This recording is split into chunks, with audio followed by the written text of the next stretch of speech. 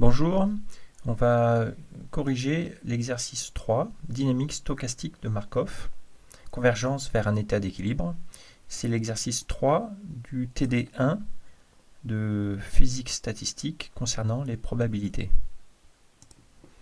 Voilà, donc dans cet exercice, on considère n états possibles. Par exemple, sur ce schéma, on a 3 états possibles, 1, 2, 3. Et à chaque instant, le système est dans un ou l'autre des états et c'est noté par la variable x de t. Et la loi d'évolution est la suivante. À l'instant suivant, t plus 1, le système va changer d'état, il va prendre une valeur nouvelle x de t plus 1, donc parmi les n possibles, avec une certaine probabilité de transition qui est fixée. Et donc la probabilité de transition est notée par un coefficient, c'est la transition de xt vers xt plus 1, c'est mémorisé dans un tableau de nombres, donc une matrice n par n, qu'on appelle matrice de Markov ou matrice stochastique. Et ce sont des constantes qui ne dépendent pas du temps. Voilà, donc cette loi d'évolution probabiliste est appelée une dynamique de Markov ou chaîne de Markov. Vous pouvez cliquer ici pour avoir plus d'informations sur la page Wikipédia. Donc voici un exemple simple. On a 3 états, 1, 2, 3, et les probabilités de transition sont les suivantes. Par exemple, lorsqu'on est dans l'état 1, on peut transiter vers l'état 2 avec une probabilité 1,5, ou on peut rester dans l'état 1 avec une probabilité 1,5. Et c'est tout ce qui est possible. Lorsqu'on est dans l'état 2, eh bien, on transite de façon sûre vers l'état 3 avec donc une probabilité 1. Et lorsqu'on est dans l'état 3, on transite vers l'état 1 avec une probabilité 1. Voilà, et donc il n'y a pas d'autres possibilités. Autrement dit, les autres transitions sont de probabilité nulle. Et donc cette matrice de coefficients se représente par le graphe suivant qu'on appelle graphe de Markov. Donc la première question, c'est dans cet exemple, eh bien, de représenter ces coefficients par une matrice et de décrire la matrice explicitement, la matrice de Markov. Alors voilà la réponse qui est donnée sur la page web pour cette première question. Eh bien, on rappelle qu'on s'est donné cet exemple. Eh bien, donc, les entrées de la matrice sont en haut, les sorties ici à gauche, hein, c'est les conventions. Donc on a comme probabilité non nulle, c'est le fait de rester de l'état 1 vers l'état 1. Donc ça nous donne ici un coefficient 1,5 pour cette probabilité de rester dans l'état 1. On a une probabilité 1,5 de transiter de 1 vers 2. Donc transiter de 1 vers 2, ça nous dit ici un coefficient 1,5. Et le reste, c'est 0 parce qu'on ne transite pas de 1 vers 3. Et de même, on transite forcément de 2 vers 3 avec une probabilité 1, ça donne ici le coefficient 1, et on transite forcément de 3 vers 1 avec une probabilité 1, donc ça nous donne ici un coefficient 1, et les autres sont nuls. Donc voici la matrice de Markov associée à ce graphe de transition. Voilà, donc on imagine qu'une particule ou un système se déplace dans ce graphe et évolue donc d'après ces lois, mais donc c'est comme c'est des lois aléatoires, eh bien, il va bouger de façon aléatoire.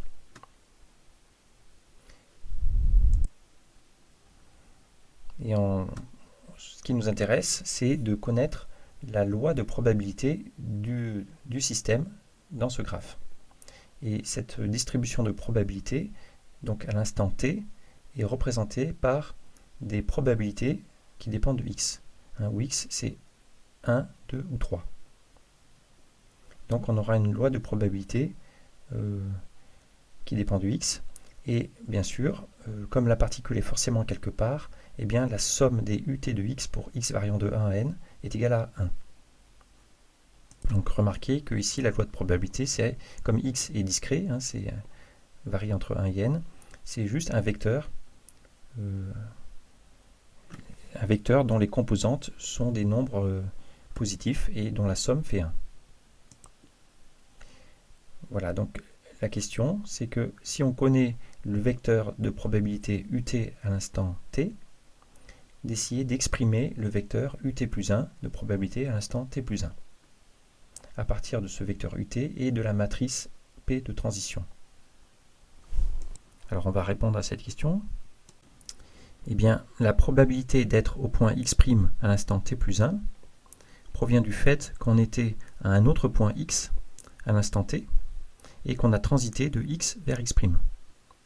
Donc, cette probabilité, c'est tout simplement la probabilité d'être en ce point antérieur x multipliée par la probabilité de transiter, et il faut sommer sur toutes les possibilités des points antérieurs x. Donc ça nous donne cette formule.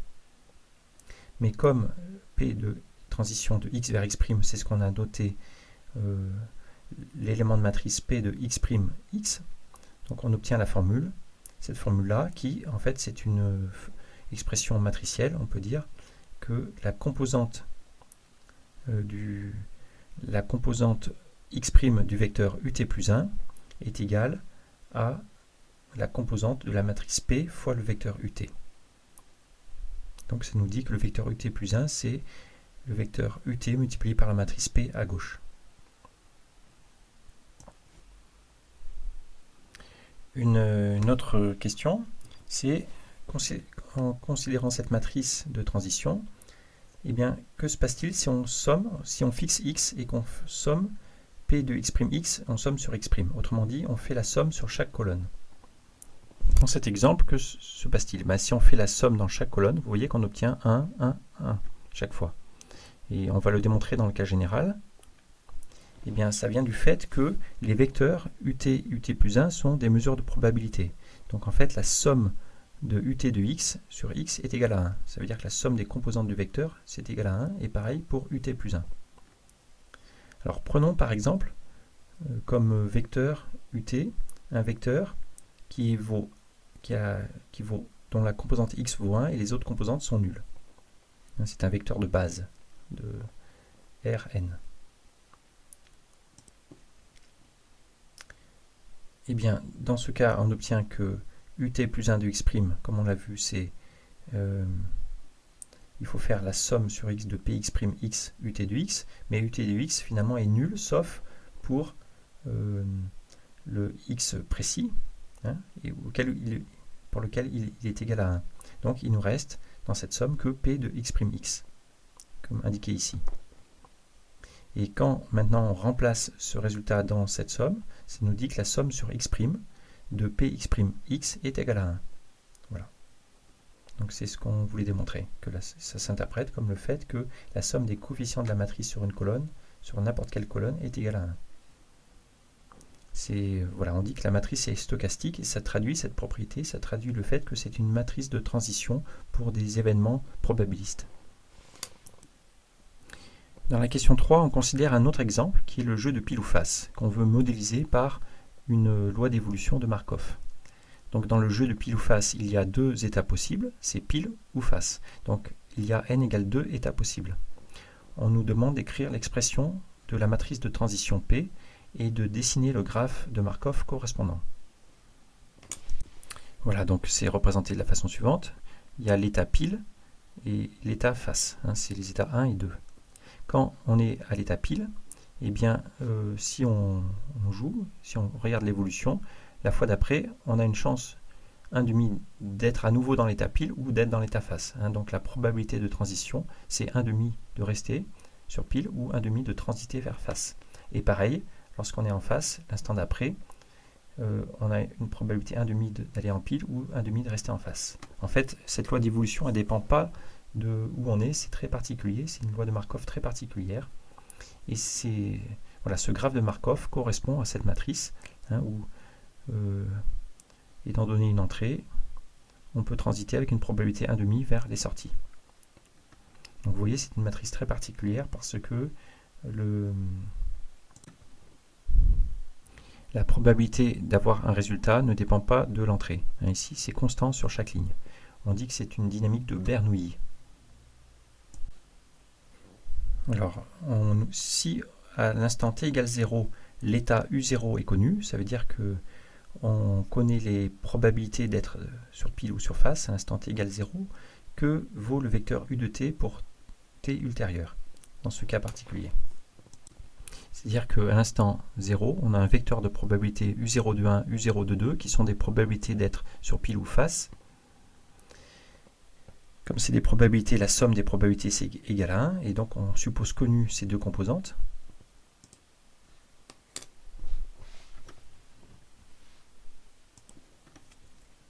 Voilà, on applique la formule précédente. Donc le vecteur U1, c'est-à-dire à l'instant 1, c'est le vecteur U0 à l'instant 0 fois la matrice P. Lorsque on applique la matrice P à ce vecteur, on obtient ici 1 demi de U0 plus 1 demi de U1.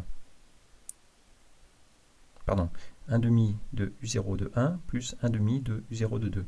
Et sur la deuxième ligne, 1 demi de U0 de 1 plus 1 demi de U0 de 2. Or, U0 de 1 plus U0 de 2 est égal à 1, donc ça nous fait 1 demi, 1 demi.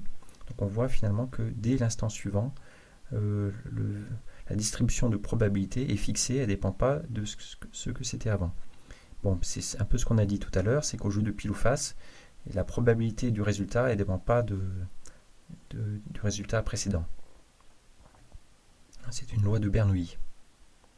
Et donc, ce sera encore vrai pour les instants ultérieurs. Donc, U de t, c'est toujours la distribution de probabilité 1 demi, 1 demi, quels que soient les temps futurs. Ça ne bouge pas. Et donc, c'est ce qu'on appelle l'état d'équilibre, parce que c'est une distribution de probabilité qui est fixée, vous voyez, qui ne bouge pas. Alors, bien sûr, le résultat, lui, va bouger. Hein, c'est qu'on peut faire pile, face, face, pile, etc. Mais la prédiction, la loi de probabilité, elle, est une fonction, une distribution qui ne bouge pas et qu'on appelle état d'équilibre. Donc le jeu de pile ou face est un cas très particulier, hein, qu'on appelle le système de Bernoulli. Mais on reprend maintenant l'exemple précédent qui est un peu plus général, cet exemple-là. Et on suppose à l'instant initial la distribution de probabilité U0 connue. Hein, donc c'est des probabilités sur l'état 1, l'état 2, l'état 3. Et on nous demande de montrer que pour des temps très longs, eh bien, la distribution de probabilité va converger vers une certaine distribution qu'on va noter U infini, parce que c'est pour des temps infinis, et qu'on appellera état d'équilibre. Voilà, et donc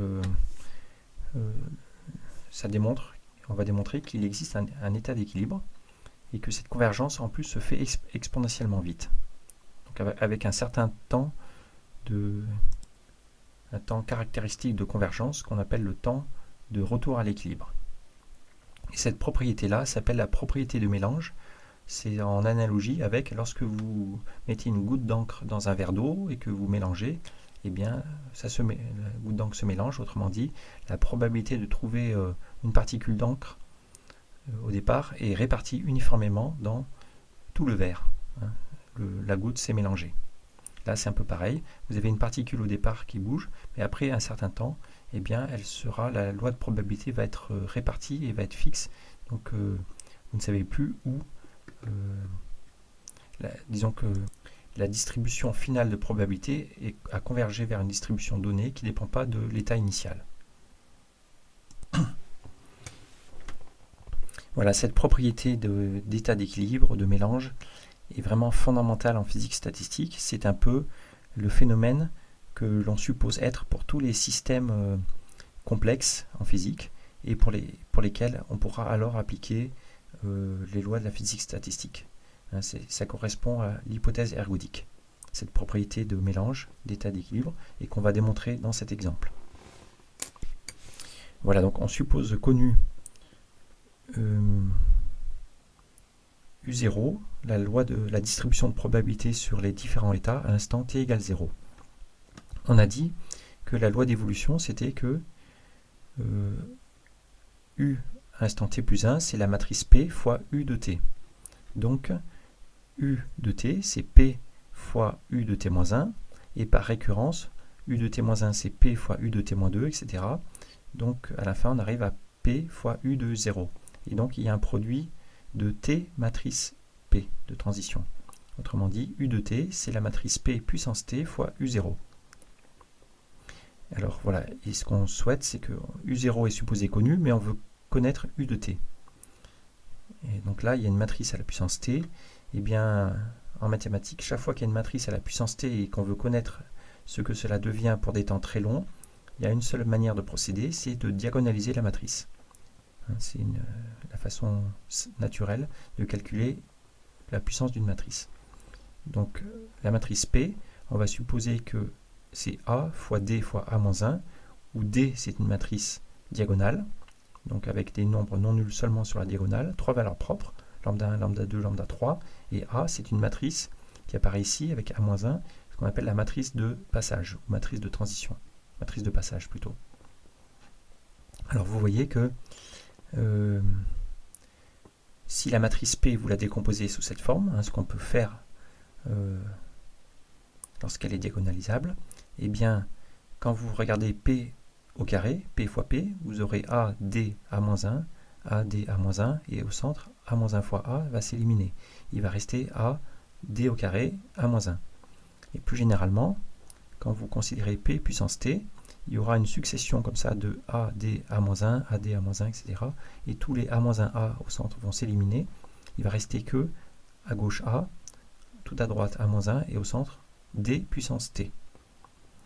Voilà, et ce qui est intéressant, c'est que si on connaît la matrice D diagonale, eh bien la puissance d'une matrice, c'est très simple, c'est la puissance d'une matrice diagonale, c'est tout simplement D puissance T, c'est lambda 1 puissance T, lambda 2 puissance T, lambda 3 puissance T. Voilà, c'est ça qui permet de calculer la puissance T d'une matrice. Donc ici en pratique, on considère la matrice de cet exemple, c'est cette matrice 3 par 3, qu'il faut diagonaliser. Alors il faut trouver les 3 valeurs propres et les 3 vecteurs propres. Alors on peut le faire à la main, mais c'est plus simple d'utiliser un logiciel de calcul comme XCAS. Voilà, donc c'est indiqué en note de bas de page ici. Il faut, dans le logiciel XCAS que vous obtenez en cliquant sur ce lien, vous donner cette instruction. Donc on va le faire. Là, ça définit la matrice P. Et ensuite, on dit qu'on cherche les valeurs propres, donc D, de cette matrice P. Et on cherche les vecteurs propres, et ainsi que l'inverse de la matrice de passage. J'appuie. Voilà, donc vous voyez la matrice P ici est obtenue.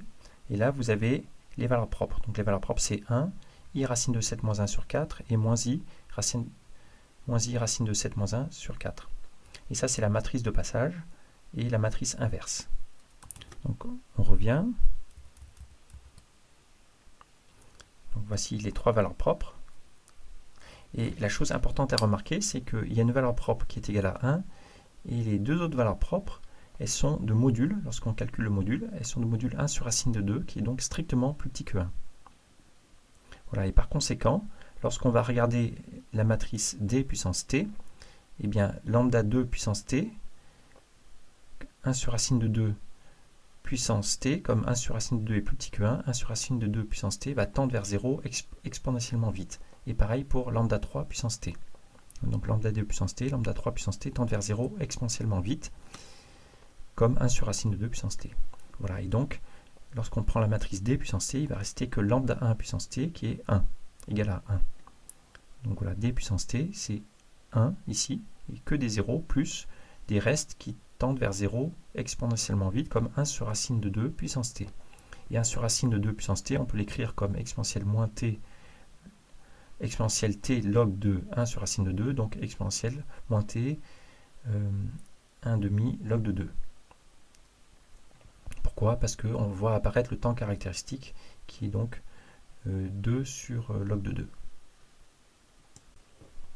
Et il ne faut pas oublier la matrice de passage. Donc la matrice de passage que nous a donné XCAS, c'est une matrice 3 par 3. Mais cette matrice 3 par 3, on l'écrit comme l'union de 3 colonnes. 3 vecteurs colonnes qu'on appelle U1, U2, U3. Et son inverse, c'est 3 vecteurs lignes qu'on va appeler V1, V2, V3. Voici les 3 vecteurs colonnes. Ici 1, U1, U2 et U3. Et les 3 vecteurs lignes V1, V2, V3. Alors ce qui va nous intéresser, comme D puissance T converge vers cette matrice-là, ce qui va nous intéresser particulièrement, c'est la colonne U1 et la ligne V1. Alors on regarde le résultat de la diagonalisation. la colonne U1 c'est 1, 1 demi, 1 demi, et V1 c'est 1 demi, 1 demi, 1 demi.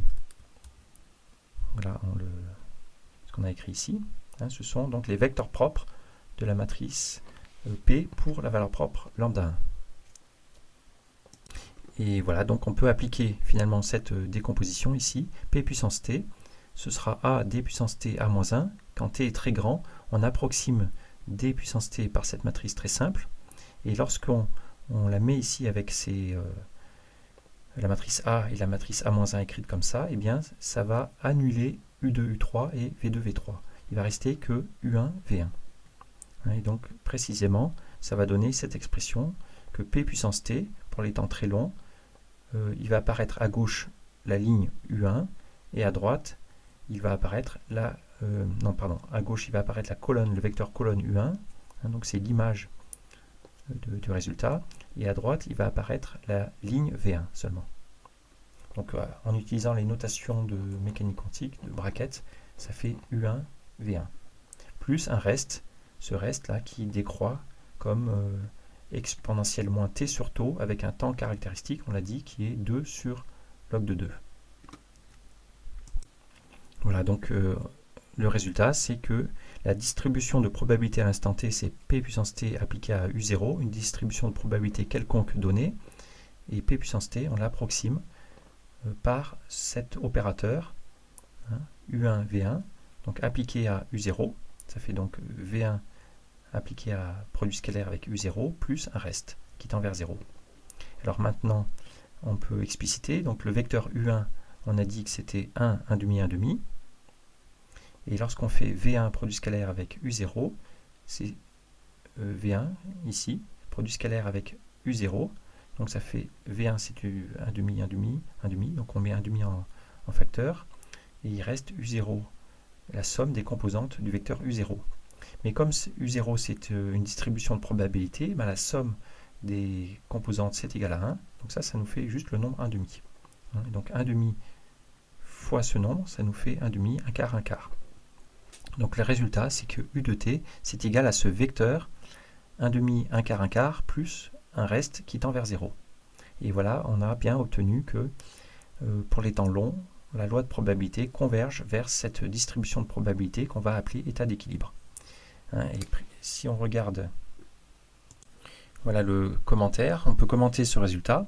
Donc l'état d'équilibre, c'est par rapport à ce graphe, c'est la probabilité 1 demi d'être sur ce site, 1 quart d'être sur ce site et 1 quart d'être sur ce site. Et en fait, c'est un peu attendu d'après les lois de transition, parce que lorsque une particule est ici, vous voyez, elle a plus de chances de rester sur ce site que d'être sur les autres sites, parce que là, elle peut rester ici grâce à cette boucle. Elle peut transiter ici, alors que lorsqu'elle est ici, elle va forcément transiter. Donc si on pense en termes de temps de séjour, eh bien, la particule reste plus longtemps, plus souvent ici qu'ici, 2 fois plus longtemps même. Donc ça explique que ce terme est 2 fois plus grand que celui-là, et comme la somme des probabilités doit être égale à 1, ça nous donne le résultat 1 demi, 1 quart, 1 quart. Donc là, on peut le comprendre de façon intuitive, mais cette méthode qui consiste à écrire une matrice de transition et à la diagonaliser, à utiliser les vecteurs propres et valeurs propres, c'est une méthode très générale qui permet dans tous les cas de trouver l'état d'équilibre lorsqu'on a un graphe de Markov. Et en plus, on a trouvé le temps caractéristique de convergence, ici 2 sur log de 2, qui vaut à peu près 3. C'est au bout de 3 itérations, et bien déjà, la loi de probabilité est très proche de ce résultat. Et je vous rappelle que le temps caractéristique de convergence a été obtenu en regardant les autres valeurs propres de modules plus petites que 1.